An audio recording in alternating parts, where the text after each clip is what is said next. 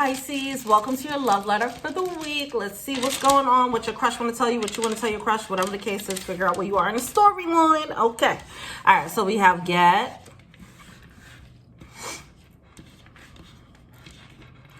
dia, day. All right. What's going on?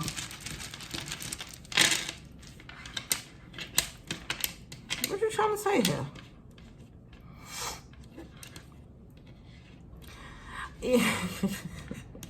I'm sorry. You know what's coming through right now? This person is trying really hard, all right? This just got very somber for me. I don't know why. This person is trying really hard and they just can't get right. That's how they feel, all right? They're like, no matter what I do, it's feeling like they're internalizing their failures and calling themselves a F up. You know, that's what I'm getting here. It's like, I just can't get right for some reason. I do feel like they might be crying over that specifically. But I mean, I think it's just overall, they just like, they're looking at it like, what the F is wrong with me? Your situation with them, your connection with them is highlighting their issues. If it's highlighting their issues.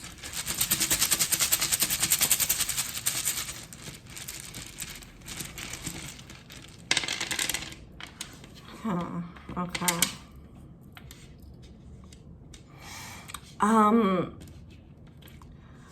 I feel like this person, they know that they need work, okay? They know that they need work. They know that they need healing is what I'm getting, all right? And they need healing before they can come to you. They feel like you are, however this connection played out, I don't know if you guys are together, if you guys are talking, whatever the case is. If you guys are not talking, then they're thinking like, okay, this was a queen bee or whatever the equivalent is that makes you feel comfortable. But this person is like, you were the cream of the crop. You were a top tier. All right. They're looking at you as top tier. This is a top tier connection for them. And they screwed that up. And they're like, how can I fuck that one up? How did I fuck that up? What is wrong with me? It's making them question. I'm getting a lot of beating themselves up here. Jesus. Let's pick it up, please. Is there the fucking rainbow at the end of this shit? Yeah, I mean, this person is really down in the dumps. But they know your worth. You know, that's the thing. It's triggered by knowing your worth. I'm getting sleep. This person might be visiting you in your dreams, all right? Telling you the things that they can't really say in person. Whether you guys are talking or not, they might not be comfortable enough reaching out right now, but they are very much, I feel like, pay attention to your dreams when they show up. Write them down, okay, if they show up. Because I feel like you're getting the details. You're getting the details that they can't really verbally say or admit. It's a lot of shame that this person has, and they really can't admit to certain things. They can't admit to how much healing they actually need. They feel ashamed for treating you the way they did. But I feel like they have a lot of pride as well. I feel like this person is using the dream space to heal as well. Which is interesting. A lot of their work is being done in the dreamscape. So they might very well be reaching out to you in that capacity.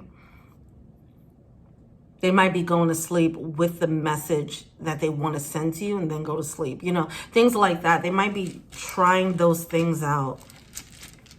Wow. Anything else?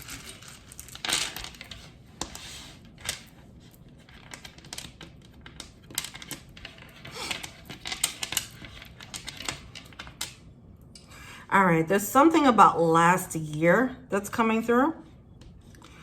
Now we're getting a time coming through here. They want to say something. It's something that they want to tell you about last year. Something that they did before. All right. They want to explain themselves. They're like, how I acted last year, it was there's something that they did wrong there. And they want to clarify why they moved in a certain way. Maybe something really happened to them. Maybe they were grieving last year. Okay. I don't know, if they had like some type of illness or something, or grief or something like that last year, but it affected how they treated you. All right. And they're realizing like, oh my gosh, I like really just kind of lashed out at this person. They did not deserve that. All they were trying to do was love me. That's what I'm getting. And it made them realize like, oh my God, I need to do better. Past life relationship, attraction, and flirt. Oh, look at that. I feel like when they come to you in the dream space, even though their energy is very serious, you will get details as to how they actually feel about you in the dream space. And this is the energy that they would be bringing. This very like sexy, sweet energy, okay? It could be sexy, but I feel like I'm getting more of a sweet energy, a very doting energy, all right? They want to bring the softness to you because they can't really do it in their 3D life. They can do it in a dream space and feel safe to do so. But if you guys were to actually speak, or if you were to actually hang out, I feel like their pride would get in the way.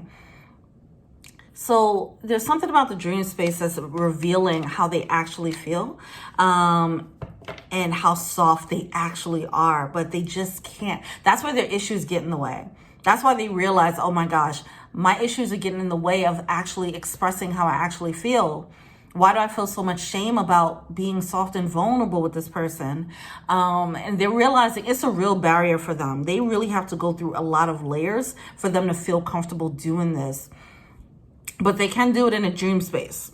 So that's interesting, okay?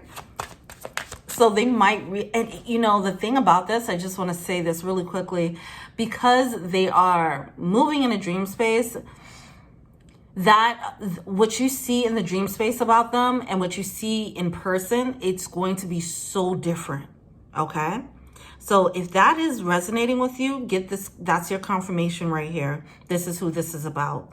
The reason why you're getting, if you get a hint in your dream space, or if they pour out their heart to you in the dream space, and then you reach out to them in the physical when you wake up, and they're just being very standoffish, just understand that that is what's happening. Under the layers of their ego is that soft nature that they cannot tap into necessarily. They don't feel comfortable doing it yet. All right. So you're just going to have to let them thaw out. That's what it feels like. Their ego has to thaw out, but they know that they have work to do. If they're being like mean to you or whatever, they're just like beating themselves up like, oh my gosh, see, I'm afraid to contact you. They're like, oh my gosh, why can't I just be nice? Why can't I be sweet? Why can't I pour my heart out? And it's just a certain part of them in their mind that's just like, don't be a pussy, you know?